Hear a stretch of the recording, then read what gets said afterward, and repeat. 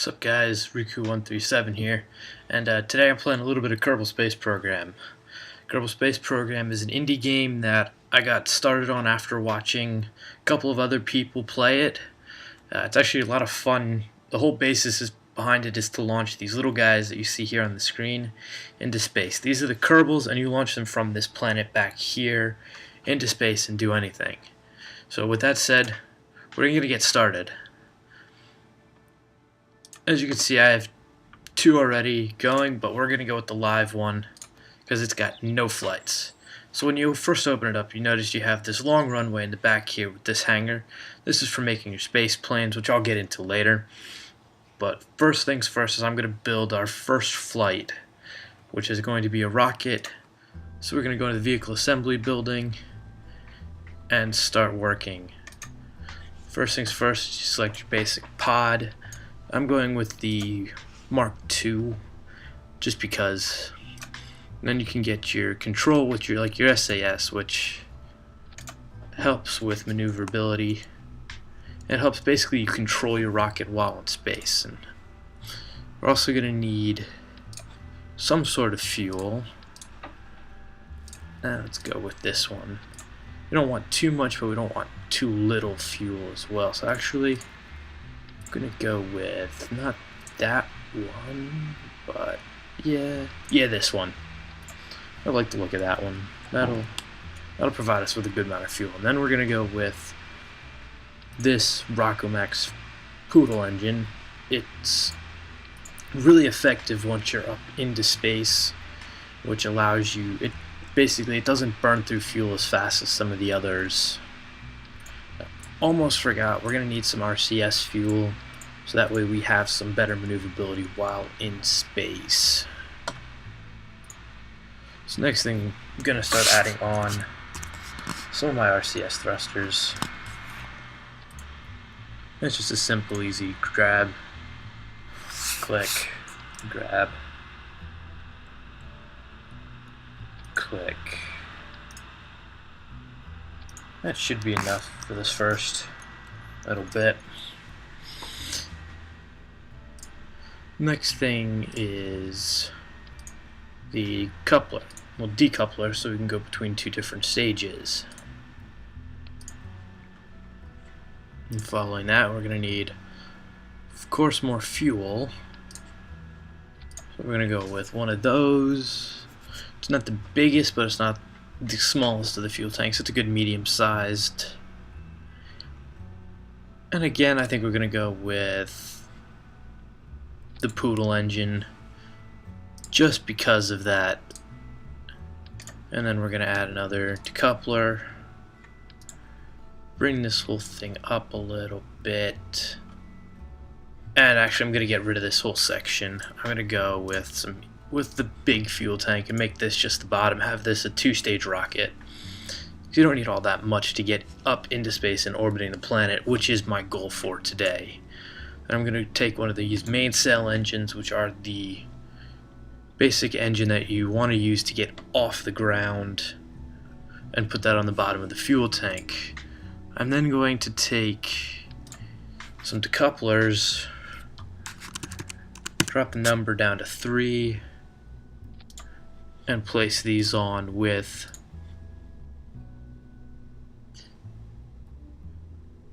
more fuel tanks around the side. Just double checking to make sure that's all connected in right. And then I'm going to throw some more main sail engines on the bottom, just because you never can have too many rockets with this. Then I'm going to run fuel from the outside tanks into the inner tank, so that while these are all burning, it fuel transfers so the center one lasts the longest. Now I'm just going to take some struts and run them to ensure that this thing does not shake itself apart while we are launching it. So there's a few basic struts, and then we are going to add another set of decouplers,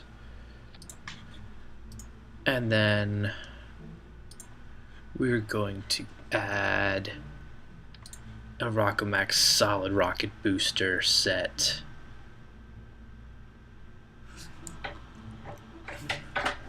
Just so that we can ensure takeoff.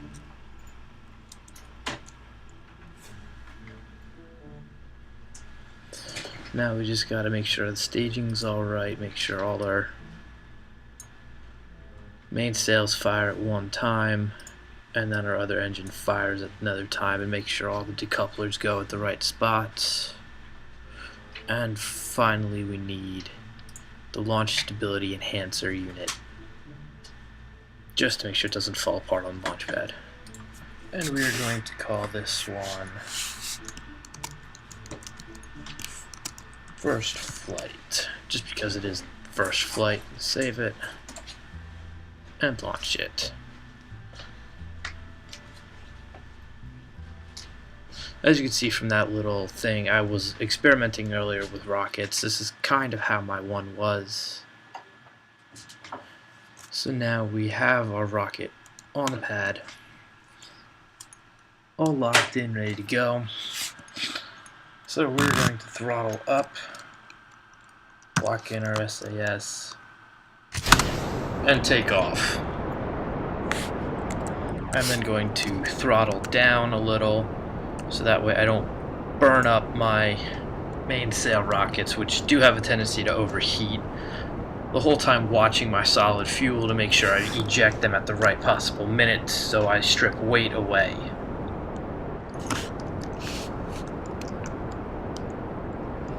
Now it's all about watching this baby climb and climb and climb and hopefully achieving orbit, in which I will then try to get a circular orbit around the planet. Whether or not that will happen, I don't know. I'm not the best at the orbit, so we'll see how it goes. And then just like that, our solid rockets expire, so we're going to launch those away.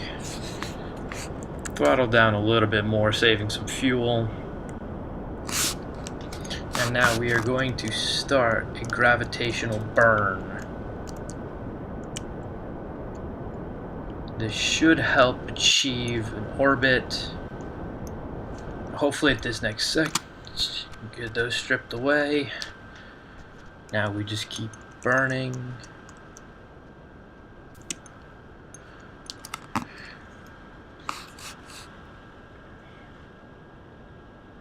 Check on my fuel, and look at that, we have a ton of fuel left.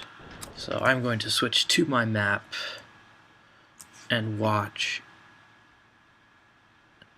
just to make sure we are achieving an orbit, and constantly switching back through to maintain proper course bearing.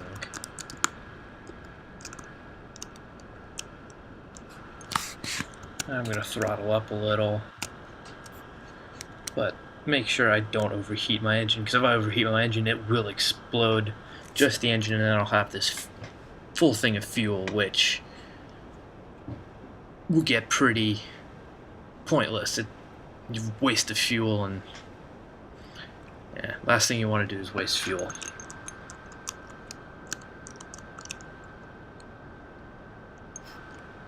Keep switching back and forth, maintaining hopefully a decent orbit around this planet.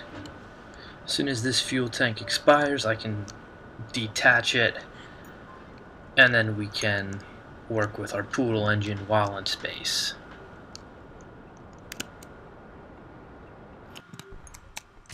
And that is a way. So now I'm going to throttle down and burn a little bit with the Poodle. And then throttle down. And look at that, we have a nice orbit. So now, well, it's not really an orbit. I'm going to add a maneuver here. Which, if I, no, wrong way. If I do this right, should allow me to circularize my orbit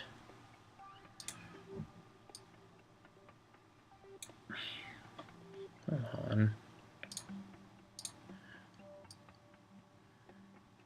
That way we can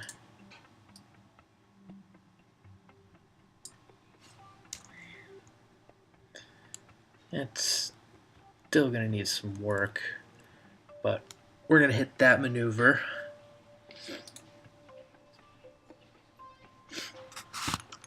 And then we will do another burn afterwards. Now I just have to find my target, which is not.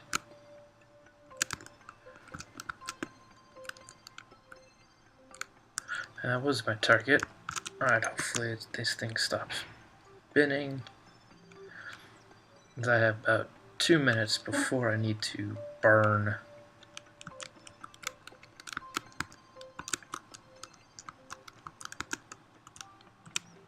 And we are locked in for burn.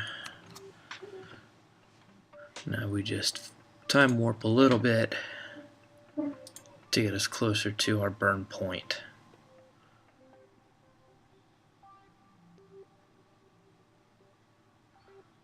And we are burning.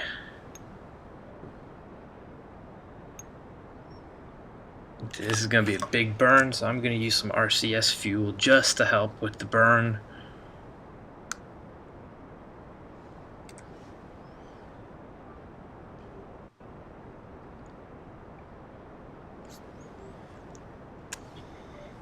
This is one of the unfortunate problems with the Poodle engine. It does have a limited power, so your burns will take a little bit longer than if you're using something like the atomic rocket engine.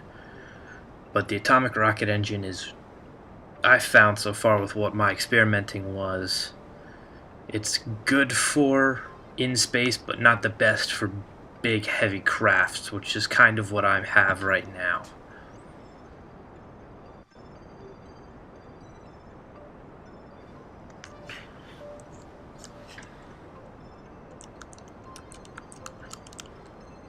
I'll do a little course correction there to help ensure a steady burn in the same direction. As you can see, this line here is our orbit, which is slowly forming.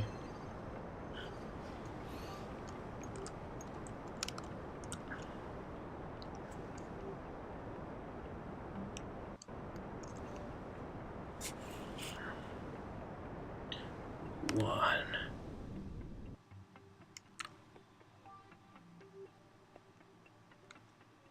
And that is a nice burn, nice orbit. I can now delete that maneuver, and I can check. It's not a perfect circle yet, but we still got fuel left, as you can see at the top here. So we can add another maneuver.